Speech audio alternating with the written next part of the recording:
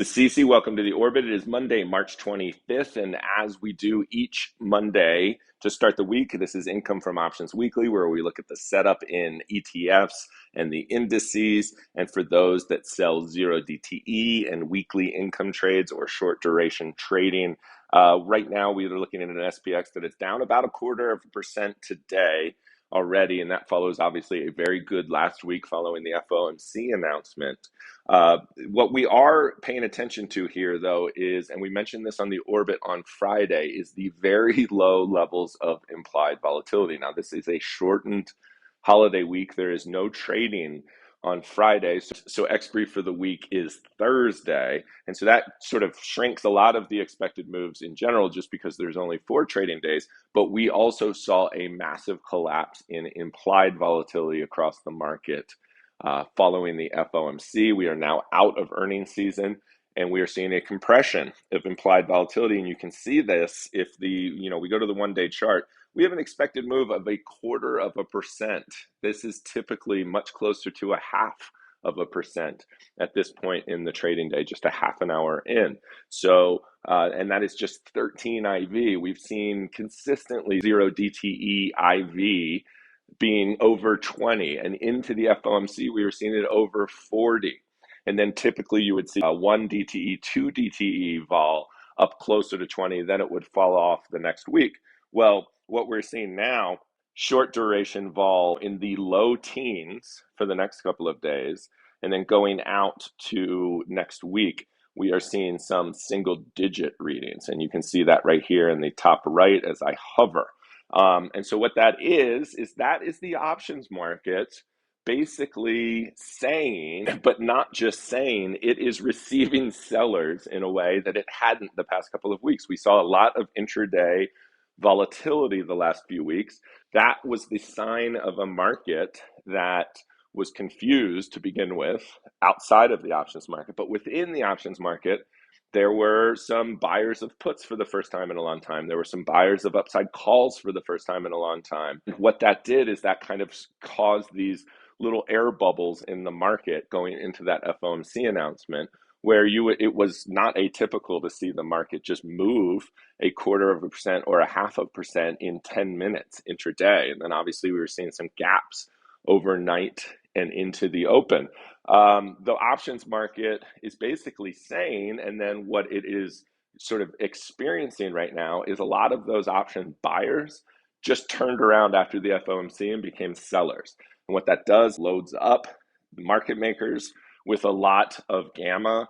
They can't lower vol quick enough. You see this a lot of times when it's a severe change. Now, it wasn't like the VIX was 25. The VIX was only really 15 or 16 going into the FOMC. But that move from 16 down to 13 or 12 is pretty severe in how quickly it happened. And it can feel like a VIX going from 25 to 15 very quickly. And what that does is loads the market up with gamma real quick. And what that means, if you are a premium seller, is the realized vol of the market. The options market is essentially saying that there shouldn't be much volatility intraday and overnight this week, and maybe even next week, obviously, with those vols. Whether that's true, we have to see, but what it does is it provides a backdrop to the market where moves lower, there's gamma in the market, moves lower get bought in stock, and then moves higher get sold in stock. And that kind of puts a damper or a governor on big moves in the market. When the market is loaded with short gamma, meaning a lot of traders are buying options, and the dealers and the market makers are short gamma, they have to chase moves higher and buy stock to stay delta neutral, or they have to sort of panic sell on the way down to stay delta neutral, and that exacerbates those moves. Right now, it's the actual opposite, and it happened very quickly.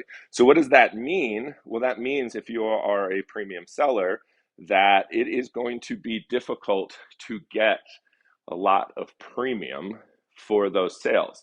However, the market conditions themselves, and you can kind of see exactly what we're talking about today.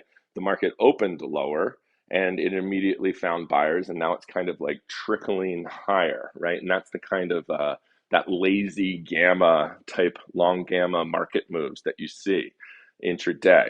And so what that means is maybe on the open, selling a credit put spread down below.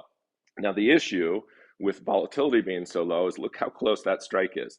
That at the expected move is a short 52.15 strike. That is only 10 points away. And we've seen the market just kind of rally almost from that level in the first half an hour. So taking that down a couple of strikes, perhaps it's the type of situation where on the open, this strike, this short strike might have been able to set at 52.05 or 5200 at closer to that risking 400 to make 100 level.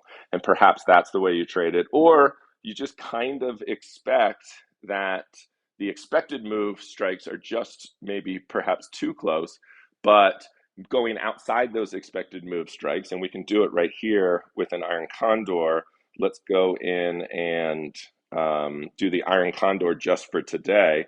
And you can see these strikes again, they're super close.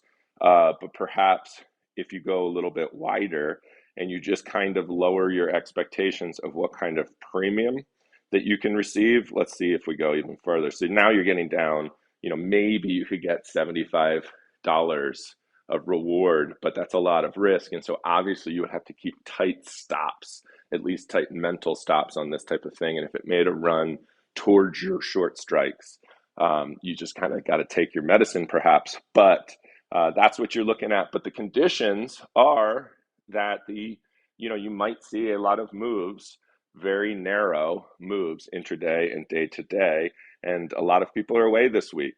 Let's go into the QQQs. Sort of the same thing. The expected move for the rest of the day is just 0.4%, and going out to the end of the week, we're looking at about a 1.1, 1.2% expected move. You can kind of see where that is on the 1 month chart. Here we are highlighted right here. So it's not even catching those lows from the end of last week. Now, there is some economic data this week. We have the GDP number later in the week, and we actually have a PCE, pretty important inflation number, that comes out on Friday, oddly enough, with the market closed. So options can't price that because the market's not open. So it sort of spills into next week after the Easter holiday and after the 3-day weekend. But so far, looking at the options vol, the options market is not pricing a big move even on that inflation number. Now that could change as we get closer to it, and maybe you see bigger Monday vol than you normally would have seen. Maybe you don't see that kind of normal 3-day weekend effect that you would normally see, and that would be because of that PCE number on Friday.